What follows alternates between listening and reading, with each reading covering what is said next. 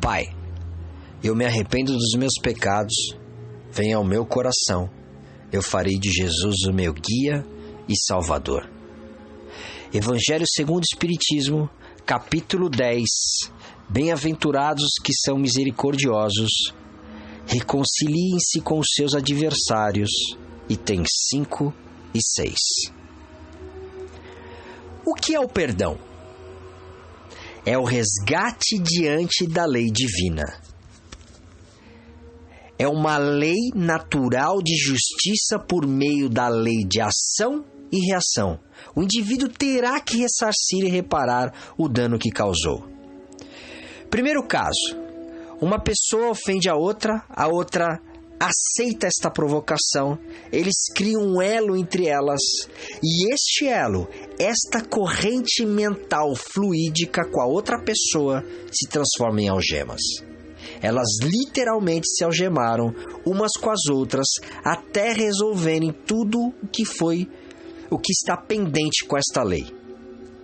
Segundo caso, uma pessoa ofende a outra não aceita, não revida essa ofensa, ela sente compaixão e tolera a outra pessoa.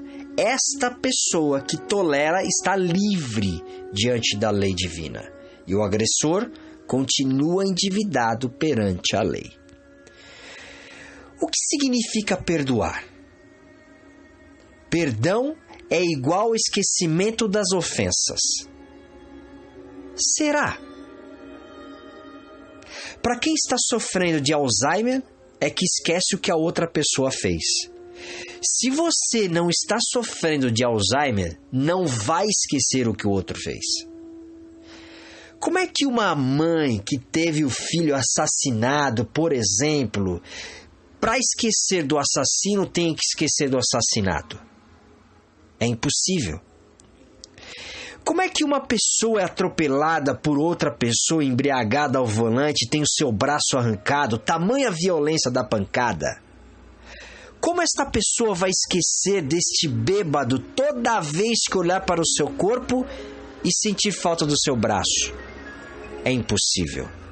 Como é que uma pessoa é ofendida, maltratada, abandonada, abusada sexualmente por um parente próximo e querido que marcou a sua infância ou a sua adolescência e quando se torna adulta vai esquecer de tudo o que aconteceu? É impossível. Não há lógica, não é racional que para se perdoar tem que se esquecer. Então, como perdoar? Eu vou dar um exemplo aqui bem simples e superficial. Quando nós somos crianças e por falta de atenção, por falta de cuidado, pelas nossas brincadeiras, acabamos quebrando as coisas da nossa mãe. Geralmente aquela que ela tem mais zelo, que ela cuida como se fosse um filho, que ela levou anos com muito sacrifício para comprar, ou aquela que ela recebeu de algum parente próximo, de uma mãe, de uma avó, de uma tia. Levamos aquela surra, apanhamos com gosto. Somos postos de castigo ou colocados para pensar. Naquele período do incidente, tanto a mãe está com raiva do filho, porque ele deu um prejuízo, quanto o filho está com raiva da mãe, porque foi agredido por ela. E esse estado de raiva fica durante um tempo. O filho cresce, a mãe vai amadurecendo, os dois vão criando experiências e quando o filho se torna adulto, o filho conversa com a sua mãe. Mãe, você se lembra quando eu quebrei o vaso de porcelana que você tratava como filho? Ah, você era muito danado. Não parava um minuto, diz a mãe. A conversa agora está em outro nível. Nem ela guarda a mágoa de ter tido prejuízo e nem o filho a raiva por ter apanhado de sua mãe. Ninguém esqueceu do fato. O que mudou foi o valor atribuído ao fato. Quando perdoamos alguém que nos ofende ou nos fez alguma coisa, eu não esqueci a ofensa. Eu passei a entender melhor o ofensor. A tolerância, a misericórdia, a clemência que eu exercito durante um tempo faz com que eu compreenda o que levou esta pessoa a fazer aquilo. É um exercício. Muita gente pensa ou chega a dizer que ainda é muito imperfeita para perdoar, que está longe de perdoar uma outra pessoa, como se devesse perdoar quando ficasse perfeita. Cada vez que temos a vontade de responder mal a alguém e não fazemos, é um exercício. Cada vez que temos vontade de enganar alguém e não fazemos, é um exercício. Cada vez que podemos colocar os podres de alguém no ventilador, por mais que esta pessoa mereça, e não fazemos, é um exercício. O perdão, ele não nasce inteiro dentro da gente. Ele se constrói, ele vai se compondo, ele vai crescendo, ele vai se moldando, se solidificando dentro de nós. Nas pequenas atitudes do nosso dia a dia, cada dia um pouquinho. Por isso o Evangelho vem ensinar para a gente: reconcilie rápido enquanto estiverem juntos, vivos, nesta encarnação. Depois vocês ficarão amarrados, algemados e serão jogados à prisão e não sairão de lá enquanto não resolverem tudo, até os menores dos sentimentos. Até que você resolva todas as suas desavenças, todas as suas diferenças, todas as suas mágoas com qualquer pessoa do seu convívio ou com quem você conviveu, por menor que seja, você não vai se libertar. Você não sairá desta prisão em que você mesmo se colocou por não ser tolerante com esta pessoa, por não se reconciliar com ela. Porque a morte não nos livra de nada, a não ser da vida física. O espírito que já desencarnou continua sentindo ódio, mágoa, com o coração petrificado e não consegue perdoar aquele que lhe fez mal.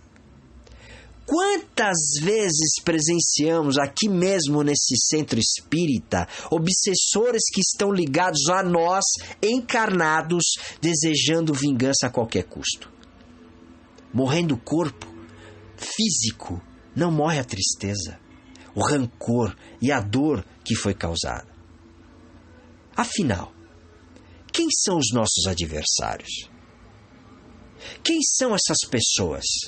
Por que elas se tornaram os nossos adversários? Sabe aquela pessoa que pega no seu pé, que te persegue? Aquela que já te maltratou, que te caluniou, que te traiu, te feriu, pisou no seu calo, humilhou você, falou mal de você por trás, por toda a vizinhança, por toda a família?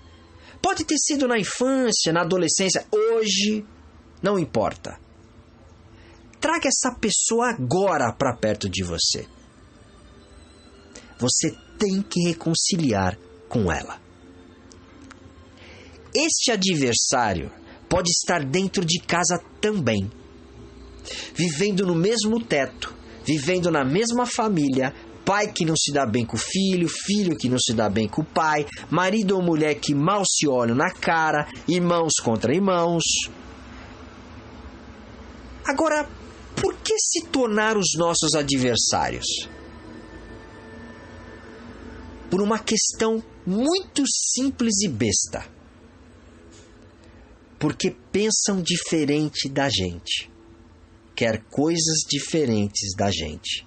Tem opiniões diferentes da gente. Pensamentos e atitudes diferentes da gente. Totalmente contrário do que a gente pensa. E no primeiro momento é mais fácil a gente perceber nesses adversários alguém que atrapalha a nossa vida. E o que fazemos? Queremos detonar o adversário. Queremos nos livrar dele e entramos em uma competição interna entre nós, e aquele outro. E quando aquele outro nos provoca, ou quando nos dirige a palavra, eu já me sinto ofendido. A nossa tendência é querer afastar, é querer ficar distante. Quanto menos eu falar, melhor. Divergências de ideias. Se olharmos para trás, quantas pessoas nós deixamos para trás? Que se tornaram os nossos adversários, que muitas vezes eram amigos, parentes, vizinhos, de infância, de adolescência, companheiros de trabalho, de centro espírita, e quando pensamos nela, dá um embrulho na boca do estômago. É importante a gente saber, entender e sentir isso dentro da gente, para que a gente entre em contato com a dor que foi causada a nós, sem medo. Senão continuaremos nos escondendo dessa dor, ao invés de olhar para ela, compreendê-la, entendê-la, porque ela petrificou o nosso coração. Temos que identificar os sentimentos envolvidos, olhar para eles, conseguir perceber o que em nós precisamos trabalhar, para conseguir alcançar este momento do perdão e tomar consciência das nossas mágoas. Entender todo o processo que estamos sentindo com a ferida que alguém nos causou. Por um ato impensado, por divergências de ideia e de opinião. Porque o contrário também é verdadeiro. Eu posso ser a pessoa que causou a ferida. Nos coloquemos no lugar do outro. Não existe culpados ou inocentes.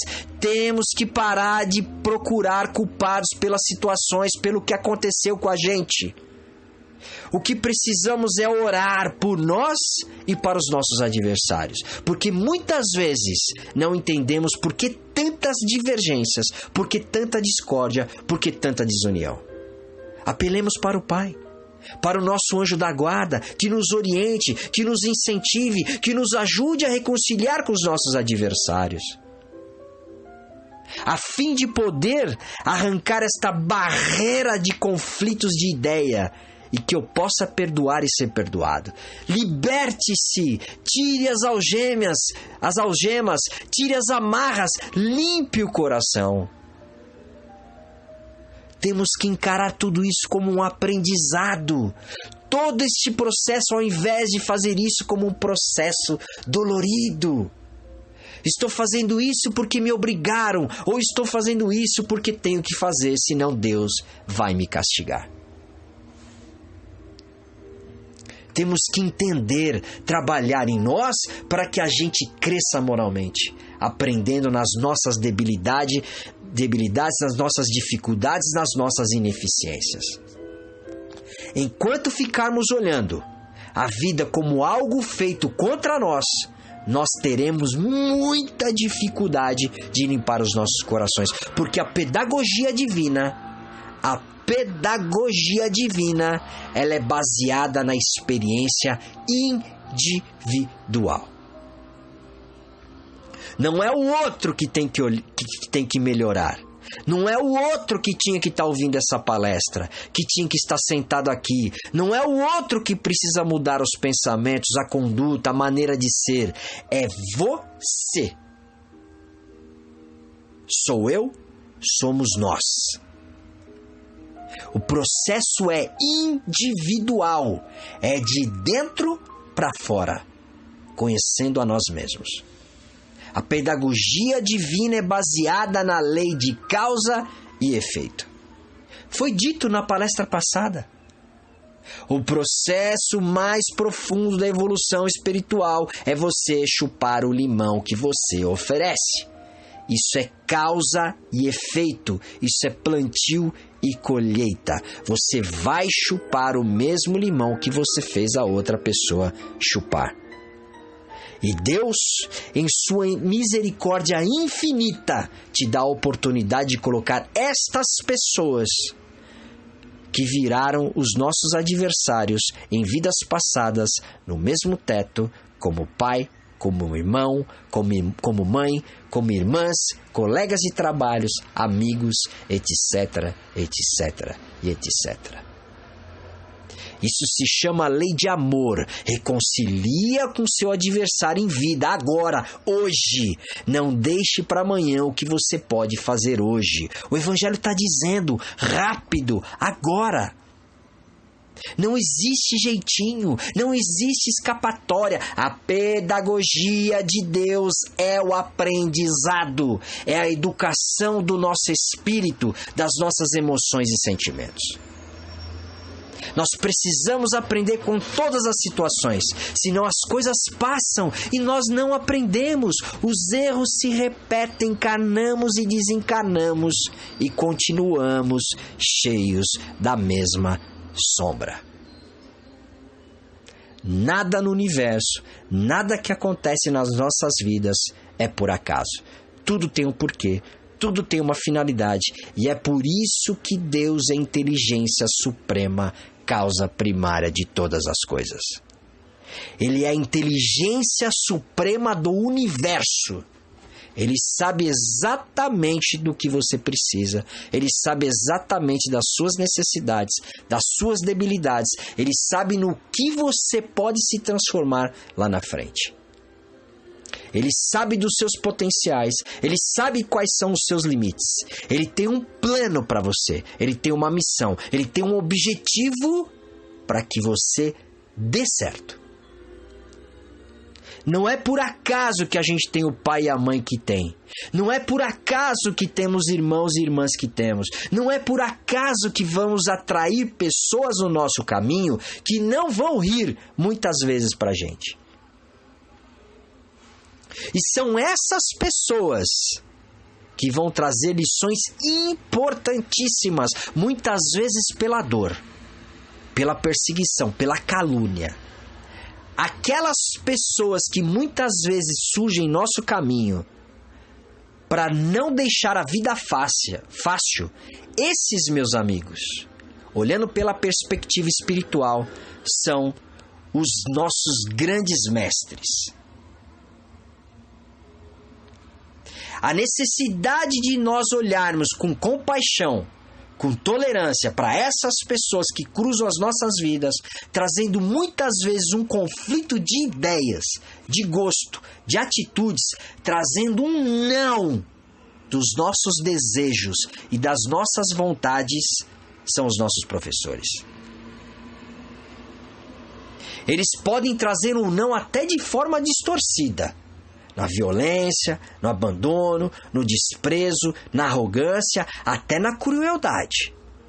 Mas mesmo assim, ele será um mestre, convidando a gente a olhar para a nossa dificuldade de lidar com as nossas frustrações, de lidar com aquilo que é do jeito que a gente gosta, que é do jeito que a gente quer.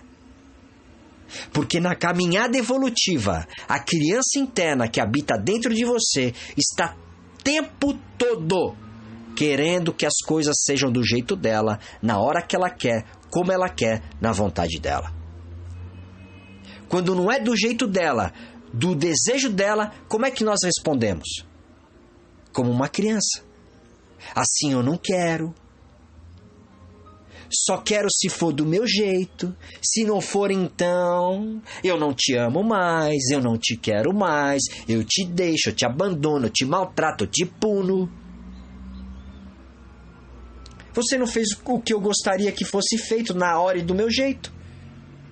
Esta criança interna, ela tem a oportunidade de ser percebida por nós naquela situação em que o outro diz não. Este adversário que convive na sua casa, ou faz ou fez parte da sua vida, é alguém muito valioso. É alguém que vem trazer um capítulo na sua vida que muitas vezes a gente não se daria conta se não fosse assim. Eles fazem a gente repensar aquilo que estamos fazendo e que poderíamos mudar. Por quê? Porque tem algo que nos incomoda naquela pessoa que estamos em conflito. Se você se incomoda com aquela pessoa, é porque tem algo dentro de você que é muito parecida com ela. Eu consigo ver nesta pessoa aquilo que não é bom e que está dentro de mim e que eu escondo e faço de tudo para que ninguém veja.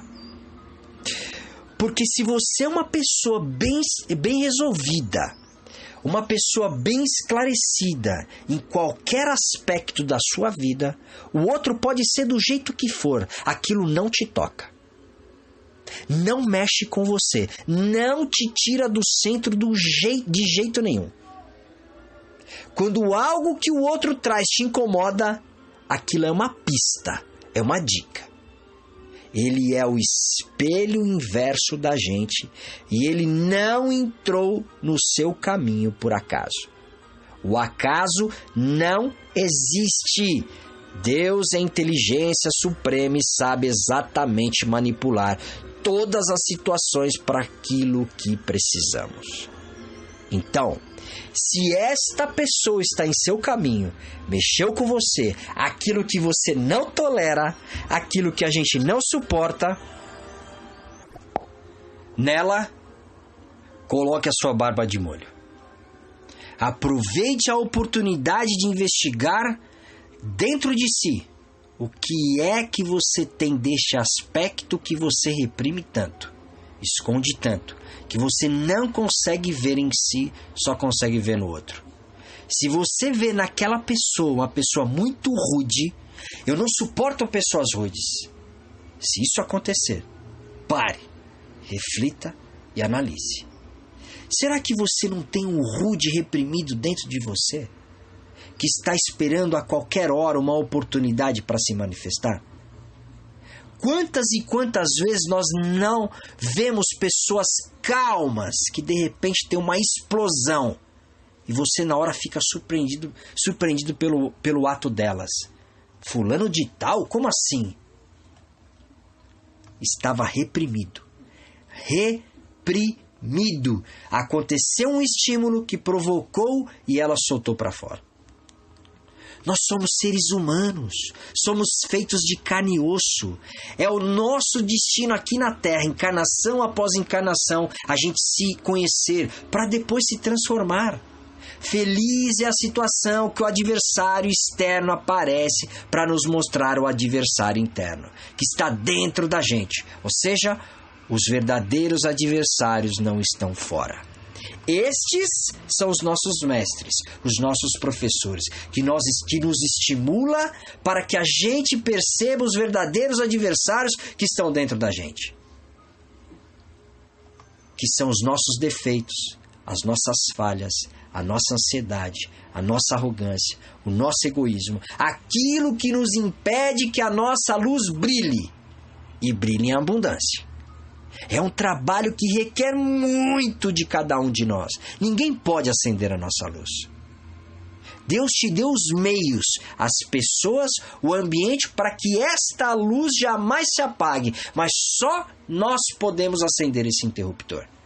Para que a sua iluminação interior continue acesa ou se acenda, você tem que se reconciliar com os seus adversários dentro e fora de você.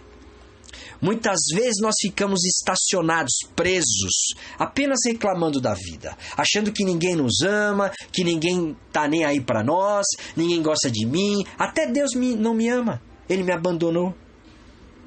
O que Deus quer é que você busque a sua luz interna, que você acenda o interruptor, porque a luz divina não está no outro, está em você. Que Jesus ilumine o seu caminho, o seu trabalho e a sua família. Que você possa sair daqui hoje com o coração cheio de esperança e fé.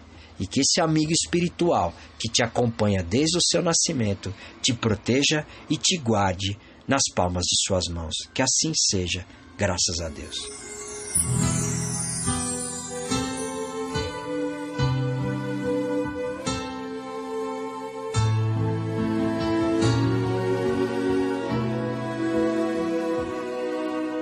Perdoa estender a mão e dizer eu te perdoo, meu irmão. Usar a voz é fácil, apertar a mão também. O difícil é revelar o coração.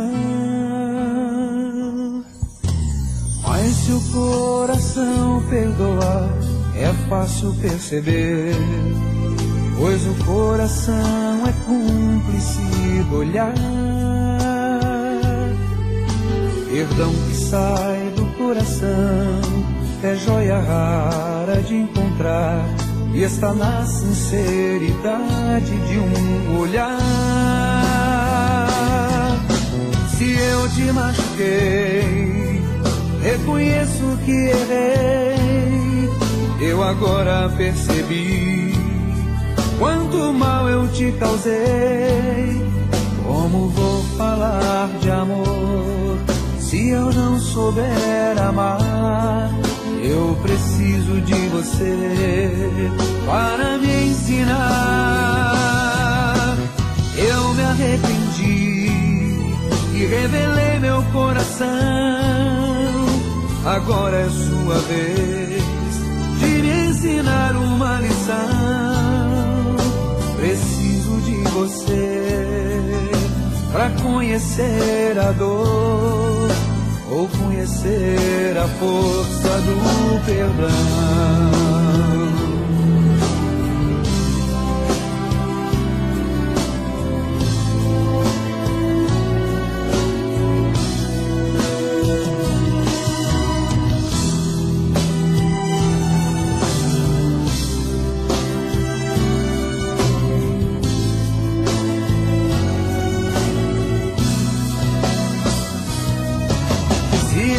Machuquei, reconheço que errei.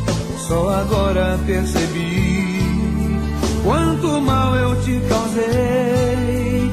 Como vou falar de amor se eu não souber amar? Eu preciso de você para me ensinar. Eu me arrependi, revelei meu coração. Agora é sua vez de me ensinar uma lição. Preciso de você para conhecer a dor, ou conhecer a força do perdão.